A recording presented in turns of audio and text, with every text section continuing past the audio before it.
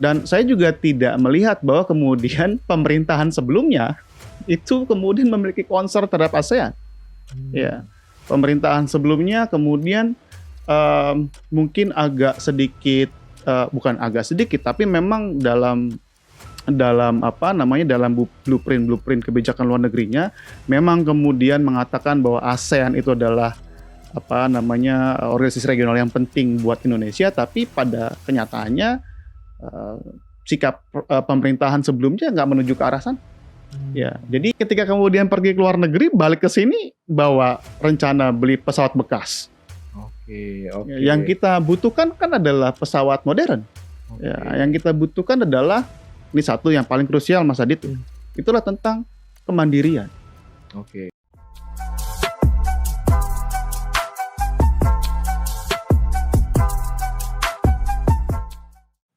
Halo sahabat Ganjar, jumpa lagi di podcast Suara Ganjar, podcast yang membawa isu-isu kekinian ke hadapan Anda. Sahabat Ganjar, pada kesempatan kali ini kita akan ngomongin tentang satu tema yang sebenarnya sangat relate banget dengan kondisi bangsa saat ini dan tentunya kondisi dunia global saat ini. Pemilu tahun 2024, khususnya Pilpres, tentunya tidak hanya menarik perhatian dari masyarakat Indonesia, tapi juga masyarakat internasional.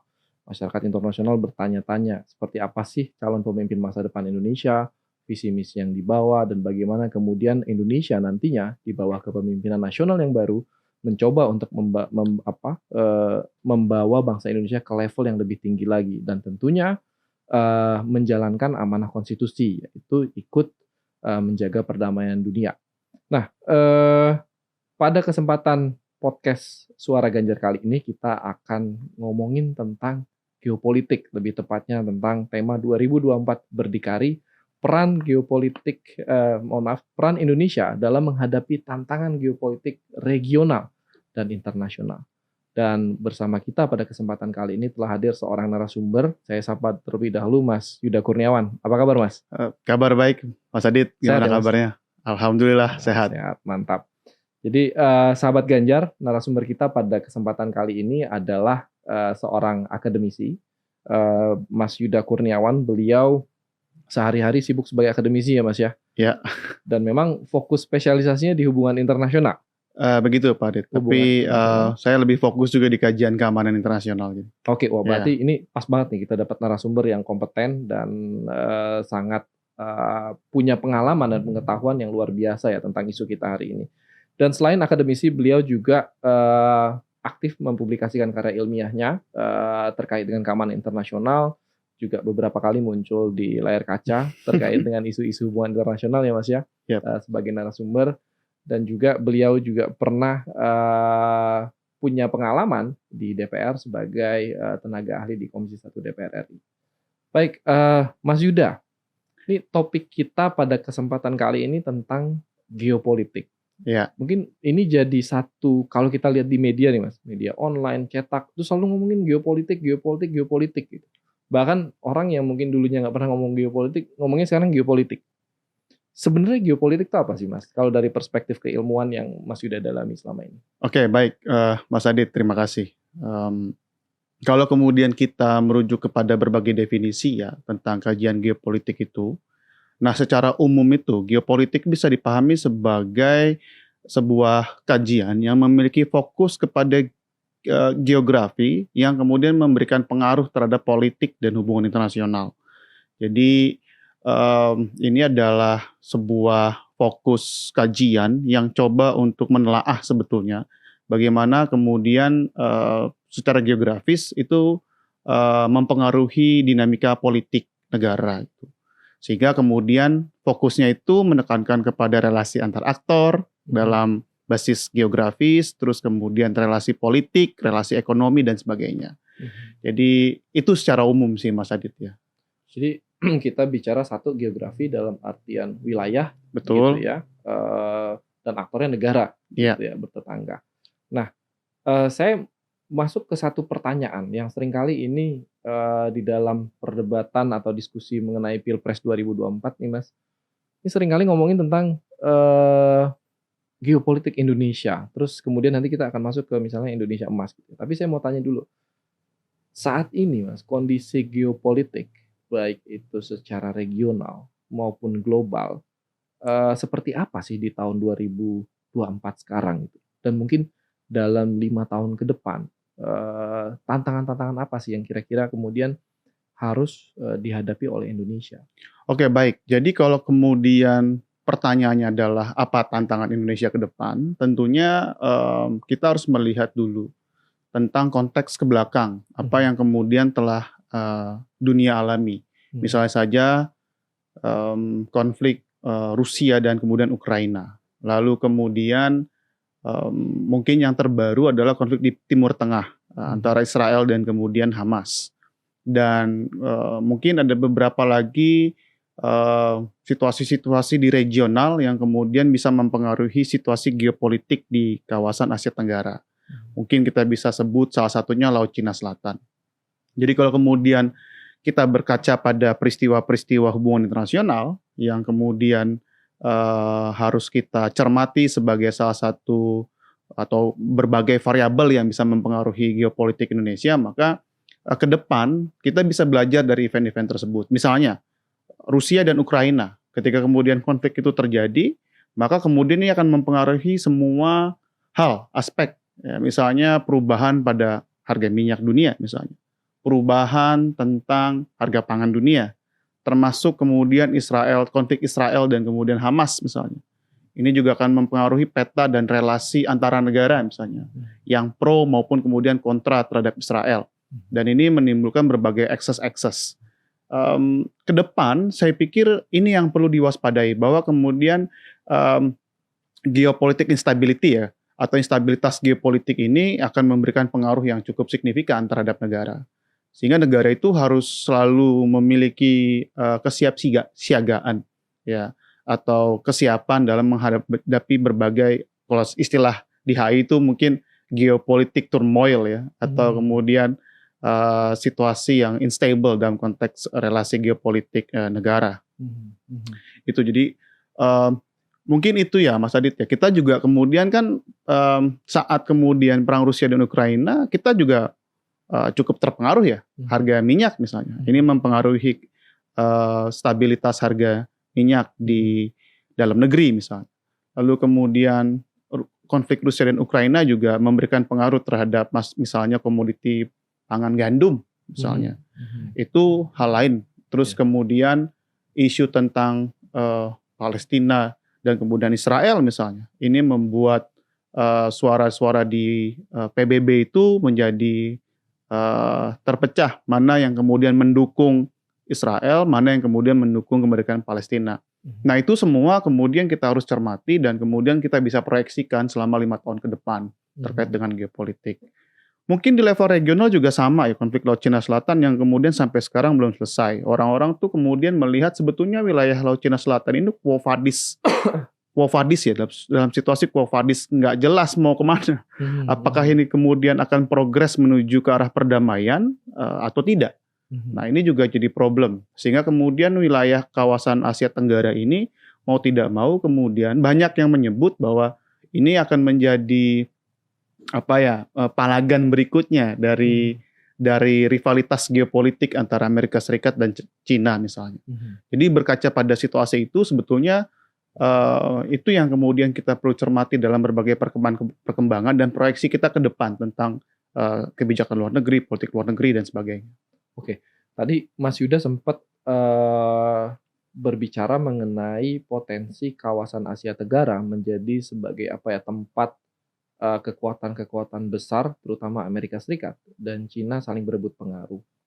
Nah, Mas Yuda sendiri melihat Indonesia sendiri punya awareness nggak tentang, apa namanya, kemungkinan bahwa Asia Tenggara akan menjadi tempat di mana kekuatan besar ini saling berkompetisi gitu ya, dan kemudian itu yang pertama. Yang kedua adalah seandainya memang kita punya awareness kesiapsiagaan tadi yang Mas Yuda bilang, apa sih yang sudah dilakukan pemerintah saat ini untuk mengantisipasi kemungkinan-kemungkinan, let's say misalnya skenario terburuk lah misalnya Ya. dari perseteruan antara kedua negara ini di Asia Tenggara? Oke, rivalitas geopolitik itu bisa dilihat jelas ya misalnya dari, pembentukan Fakta Pertahanan AUKUS misalnya, Mhm, Australia, United Kingdom, United States misalnya, yang kemudian, pembentukan AUKUS ini memang kemudian menandai era baru dari rivalitas geopolitik beberapa tahun silam. Nah, yang kedua adalah tentang konflik Laut Cina Selatan yang belum selesai. Dan itu kemudian akhirnya mengundang Amerika Serikat sebetulnya dalam hal ini cawe-cawenya terus kemudian mulai muncul gitu. Misalnya kunjungan Menteri Luar Negeri Antony Blinken misalnya yang kemudian melakukan stressing terhadap atau penekanan terhadap agresivitas Cina di kawasan Asia Pasifik atau Indo-Pasifik gitu. Nah, kalau kemudian melihat pada situasi itu, maka sebetulnya kita harus fair ya bahwa Indonesia ini negara besar, negara yang strategis di kawasan Asia Pasifik, tapi di pihak lain dalam konteks kesiapsiagaan militer atau military preparedness dalam menghadapi situasi terburuk sekalipun itu pun kemudian belum cukup kredibel. Jadi nggak ada cara lain menurut saya sampai saat ini kita kemudian harus rely kepada kekuatan ASEAN. Problemnya adalah hari ini pertanyaan yang paling besar adalah apakah kemudian ASEAN itu bisa jadi organisasi regional di mana kemudian menjadi kekuatan penyeimbang. Ya, kita harus juga fair ya bahwa ASEAN itu pada saat didirikan tahun 1967 negara-negara di Asia Tenggara itu nggak pernah berpikir bahwa kemudian ASEAN akan mensejahterakan negara anggotanya, tapi mereka berpikir bagaimana kemudian ASEAN bisa menjadi sebuah organisasi regional yang kemudian bisa memberikan perimbangan terhadap kekuatan-kekuatan yang ada di kawasan Asia Pasifik tahun 67. Nah, saat ini juga sama. Apa yang kemudian didorong oleh pemimpin-pemimpin ASEAN tentang ASEAN centrality dan sebagainya, itu narasinya adalah narasi membangun ASEAN sebagai kekuatan utama di kawasan Asia Tenggara. Nah, saya melihat bahwa ini yang kemudian sulit untuk dibangun. Dan saya juga tidak melihat bahwa kemudian pemerintahan sebelumnya itu kemudian memiliki concern terhadap ASEAN. Ya, pemerintahan sebelumnya kemudian mungkin agak sedikit, bukan agak sedikit, tapi memang dalam blueprint kebijakan luar negerinya memang kemudian mengatakan bahwa ASEAN itu adalah organisasi regional yang penting buat Indonesia, tapi pada kenyataannya sikap pemerintahan sebelumnya nggak menuju ke arah sana. Ya, jadi sampai sekarang kita nggak bisa melihat ASEAN sebagai satu kesatuan yang utuh.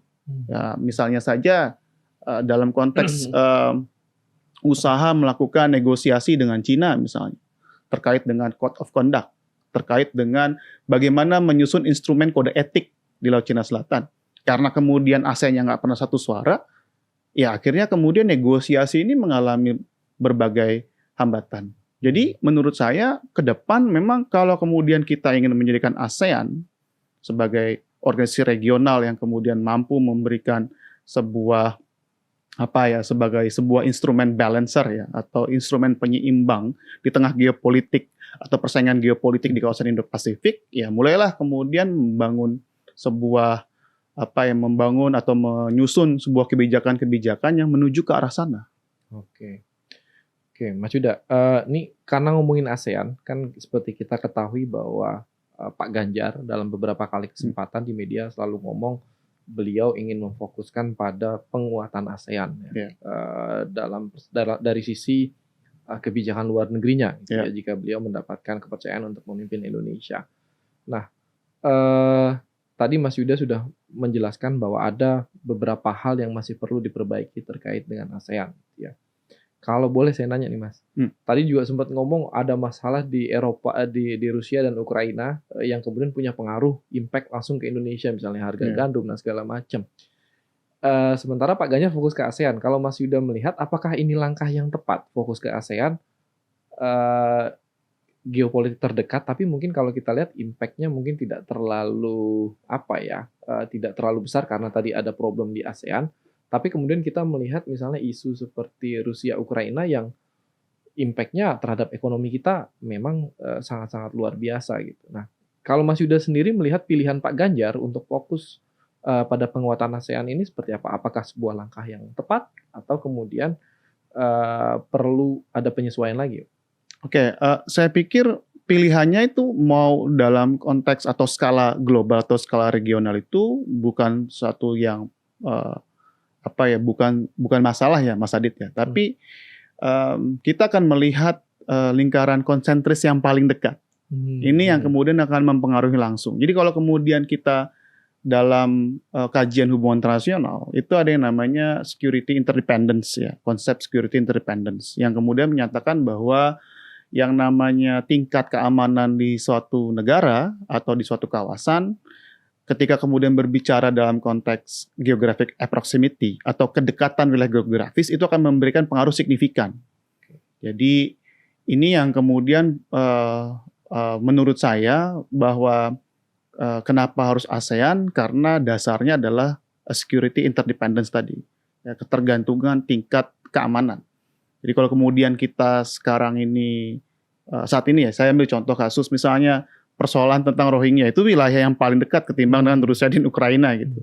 Itu menunjukkan bahwa tingkat atau yang disebut sebagai kedekatan wilayah geografis itu penting terhadap security independence. Jadi apakah itu langkah yang tepat? Saya pikir akan kemudian tergantung ya dari mana kemudian nanti ketika pemilihan presiden selesai, Pak Ganjar atau siapapun nanti yang terpilih kemudian menjadi presiden, itu adalah menganggap penting wilayah geografis yang paling dekat. Jadi itu yang kemudian menurut saya perlu dipikirkan sebetulnya.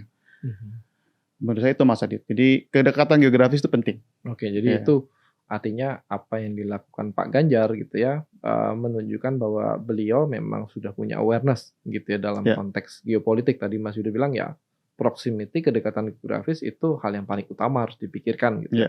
Ketika kita bicara bagaimana menyusun rencana kebijakan luar negeri ke depan gitu.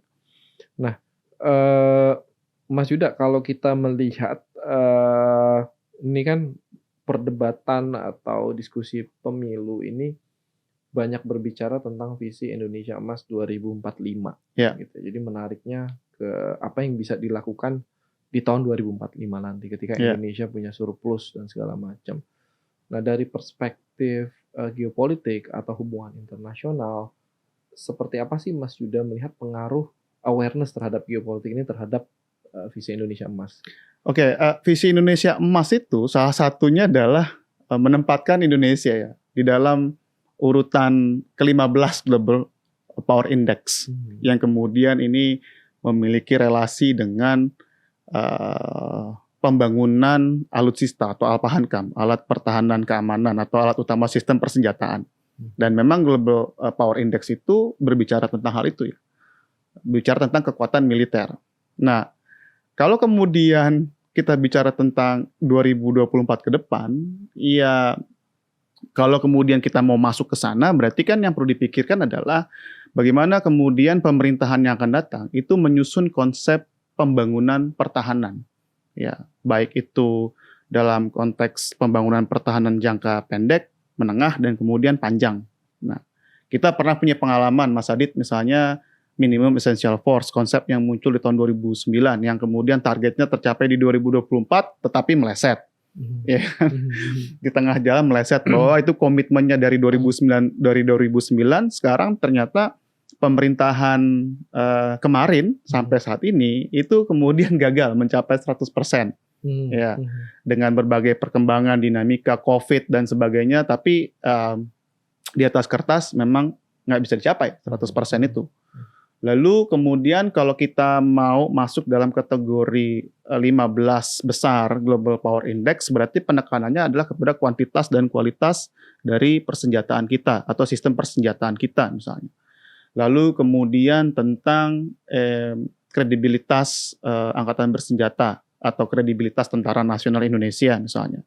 Itu juga jadi alat ukur ya, berapa banyak personil TNI-nya, berapa banyak personil cadangan militer misalnya. Itu semua dihitung. Nah, yang menarik adalah bahwa 5 tahun terakhir keinginan kita untuk mencapai angka 1% saja anggaran pertahanan dari GDP kita itu nggak tercapai. Ya. Lalu kemudian apalagi pembelian pembelian atau akuisisi persenjataan bekas misalnya. Itu juga kemudian masih dilakukan. Padahal yang kita harapkan itu adalah tentang transformasi pertahanan menjadi sebuah menjadi sebuah militer yang modern dan terlengkapi dan profesional. Problemnya adalah 5 tahun kita nggak mencapai apa-apa sebetulnya. Ya, 5 tahun kita nggak mencapai apa-apa dan saya juga nggak ngerti kenapa kemudian Kementerian Pertahanan tidak stick pada program yang telah dibangun gitu. Tapi yang kemudian menjadi pertanyaan adalah Pak Presiden juga sepertinya tidak terusik dengan tidak tercapainya minimum essential force. Tapi Mas, saya potong. Ya. Bukannya Menhannya sering ke luar negeri? Apakah itu juga bukan sebuah capaian? Kalau Mas sudah melihatnya gitu. Kan kalau kita perhatikan. Tapi ketika kemudian pergi ke luar negeri, balik ke sini bawa rencana beli pesawat bekas. Oke. Yang kita butuhkan kan adalah pesawat modern. Ya, yang kita butuhkan adalah ini satu yang paling krusial Mas Adit. Itulah tentang kemandirian. Terutama sistem persenjataan. Itu kalau targetnya hanya 15 besar dengan potensi yang kita punya, kenapa nggak masuk 10 besar? Karena kita punya sumber daya yang kemudian kita punya masalah sampai hari ini adalah kan tentang transfer teknologi yang kemudian belum rampung.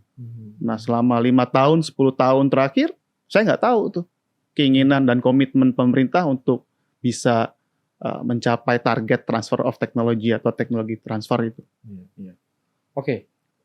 Tadi Mas Yuda. Itu Indonesia Emas Mas Adit. Indonesia Emas ya. Saya baca dokumennya kan masuk ke 15 besar Global Power Index. Saya pikir Global Power Index kenapa harus 15 gitu dan kenapa kemudian harus yang harus nggak mengikuti Renstra yang disusun dari tahun 2009 karena 100% itu sekarang gitu. Nah itu harus dilihat lagi, dicermati lagi. Ya ada satu hal yang sebenarnya menggelitik Mas. Tadi kita bahas tentang kunjungan Menhan ke luar negeri ya. Sahabat Ganjar, kalau kita perhatikan dalam 2 tahun terakhir mungkin ya, Menhan banyak sekali misalnya pergi ke luar negeri dalam rangka diplomasi pertahanan. Cuman yang mungkin jadi penasaran juga buat saya dan mungkin sahabat Ganjar yang mendengarkan, sebenarnya dalam konteks hubungan internasional, dalam konteks diplomasi, siapa sih ya leading aktornya Mas untuk diplomasi itu Mas? Leading actor dalam diplomasi itu karena terkait dengan foreign policy ya itu yang pasti Menteri Luar Negeri gitu. Ya, dan kemudian presiden sebagai panglima tertinggi. Jadi presiden itu komandannya foreign policy itu istilahnya kayak begitu Mas Adit. Jadi Ibu Menlu itu ya adalah orang yang membantu presiden untuk kemudian merumuskan ya foreign policy.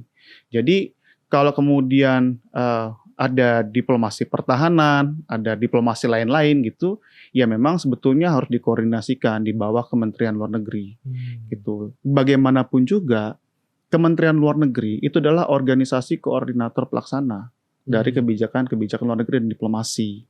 Nah, jadi itu harus mendapat catatan ya dari berbagai event yang kemudian pernah muncul. Saya jadi ingat itu waktu ada beberapa kali pertemuan ketika Pak Menhan menyodorkan resolusi perdamaian di Rusia dan Ukraina tanpa Pak Sedit mungkin ingat ya. Terus kemudian di DPR sendiri jadi pembahasan, Kementerian Luar Negeri juga akhirnya rada bingung. Menteri Luar Negeri bingung, kita nggak tahu resolusinya dari mana gitu. Tapi tiba-tiba Pak Menhan punya resolusi gitu. Yang menariknya adalah kenapa resolusinya itu akhirnya disikapi secara negatif gitu oleh siapa itu, oleh Ukraina pada saat itu ya. Jadi diplomat atau duta besar Ukraina saya lupa itu kemudian merespon secara negatif respon itu. Resolusi yang ditawarkan oleh Menhan kita. Nah, ini saya pikir jadi pelajaran ke depan ya bahwa aktivitas kebijakan luar negeri itu harus bertumpu pada satu aktor. Ya, dalam hal ini adalah Menteri Luar Negeri. Jadi nggak bisa kemudian Mas Adit tuh semuanya kemudian merasa bahwa mereka juga punya kementerian atau lembaga negara itu punya kewenangan merasa bahwa ini bagian kita diplomasi pertahanan dan sebagainya, tapi tanpa dikoordinasikan dengan Kementerian Luar Negeri, saya pikir ya agak repot Mas Adit ya. Jadi artinya gitu. Kalau Mas Yuda melihat, mungkin ini Mas, tadi Mas Yuda bilang harus dikoordinasikan. Artinya kembali lagi ke Kementerian Luar Negeri sebagai aktor utamanya berdasarkan undang-undang. Gitu. Nah, pertanyaan berikutnya adalah ketika misalnya tidak ada koordinasi atau misalnya aktor ini dia kementerian atau menteri tertentu, saya mau diplomasi ke sini terserah urusan saya gitu kan. Bahayanya apa sih Mas buat kebijakan luar negeri kita? Iya, yang pertama Mas Adit ya, bahayanya adalah tentang yang pasti relasi ya. Relasi kita dengan negara sahabat gitu. Bahwa mungkin kita, let's say, kita memang menentang penjajahan, kita menentang perang misalnya. Kita nggak bersepakat tentang konteks atau konsep perang. Tapi bukan berarti kemudian kita nggak bisa menjelaskan itu secara diplomatik gitu. Ya, jadi kayak misalnya saya kembali ke case yang kemarin itu, ke kasus yang kemarin itu, ada tuduhan dari mereka bahwa ini sepertinya proposalnya dari Indonesia bukan proposalnya Indonesia deh. Ini kesannya proposalnya Rusia malah. Jadi kan menarik ya, gitu kan. Malah timbul kegaduhan. Nah, malah timbul kegaduhan gitu kan. Terus kemudian setelah statement itu muncul, lalu saya lihat beberapa statement susulan itu juga bermunculan di media. Misalnya statement-statement dari DPR misalnya terkait dengan statement Pak Menhan gitu. Lalu statement dari para akademisi yang memang kemudian akademisi yang merupakan pegiat hubungan internasional misalnya. Itu banyak yang kemudian memberikan sebuah catatan terhadap model statement seperti itu gitu. Sehingga memang ini harus diperhatikan Mas Adit dalam melihat tentang level koordinasi gitu antara kementerian. Itu sih mungkin yang saya amati ya dari berbagai event. Oke. Nah, Mas Yuda, nih saya mau ngajak Mas Yuda ke Pak Ganjar dan Pak Mahfud. Kalau dari perspektif Mas Yuda, seorang akademisi, orang yang memang berkecimpung di dunia hubungan internasional dan punya pengetahuan dan ketajaman analisis soal geopolitik, sebenarnya apa saja sih hal yang menurut Mas Yuda ditawarkan oleh Pak Ganjar dan Pak Mahfud untuk terkait dengan kebijakan luar negeri, khususnya dalam merespon geopolitik gitu ya, berdasarkan visi misi beliau. Mana saja yang menurut Mas Yuda, wah ini keren banget gitu, dalam pandangan Mas Yuda. Oke, yang pertama adalah politik luar negeri bebas aktif ya. Nah itu memang sebuah platform foreign policy yang berubah gitu kan.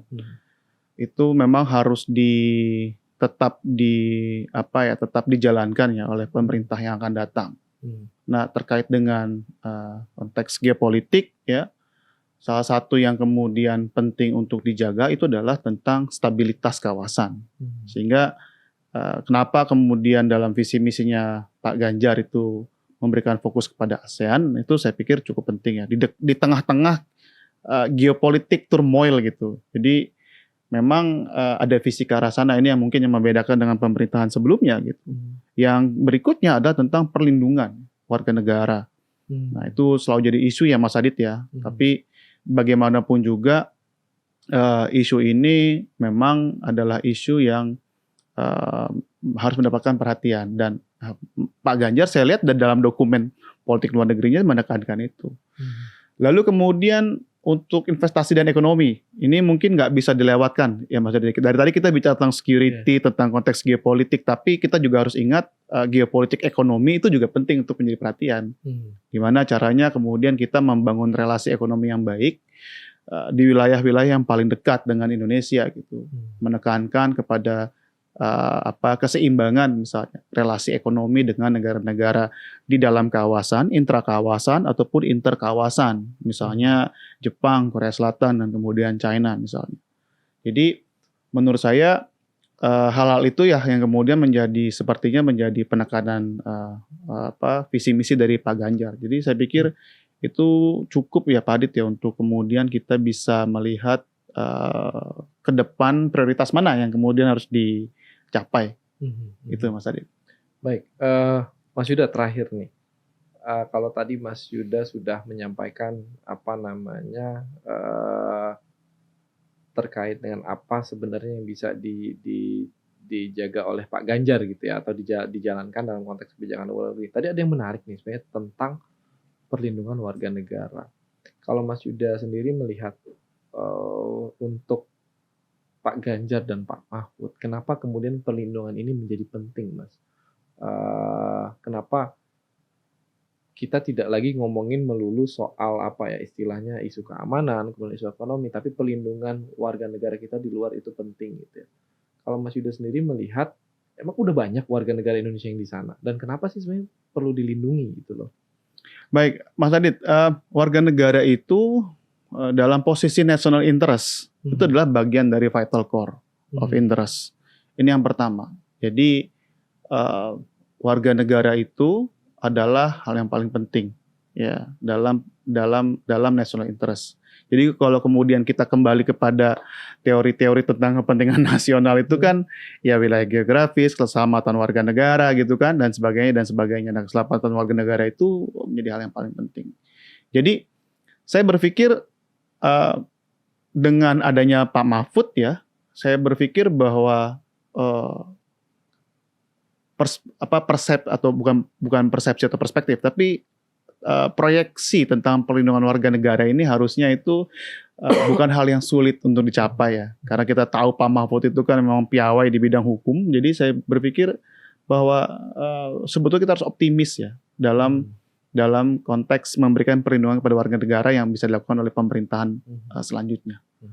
Jadi artinya geopolitik, hubungan internasional, diplomasi semuanya penting. Tapi di balik semua itu yang paling penting adalah bagaimana semua alat negara itu bisa digunakan untuk melindungi warga negara. Betul sekali Mas Adit. Terutama warga negara kita yang ada di luar gitu ya Mas ya. Itu mereka merasakan kehadiran negara. Ya. Dan Pak Ganjar dan Pak Mahfud berupaya untuk memberikan ini gitu ya, perlindungan kepada setiap warga negara pun dimanapun berada. Baik Mas Yuda, mungkin statement simpel aja Mas, harapan Mas Yuda kepada Pak Ganjar dan Pak Mahfud jika beliau nanti terpilih mendapatkan amanah kepercayaan dari masyarakat Indonesia untuk menjadi presiden dan wakil presiden kita. Oke, singkat, padat Mas Adit. Mandiri, daulat, dan unggul. Oke. Jadi mandiri, harus berdaulat, dan unggul ya. Tetap seperti itu.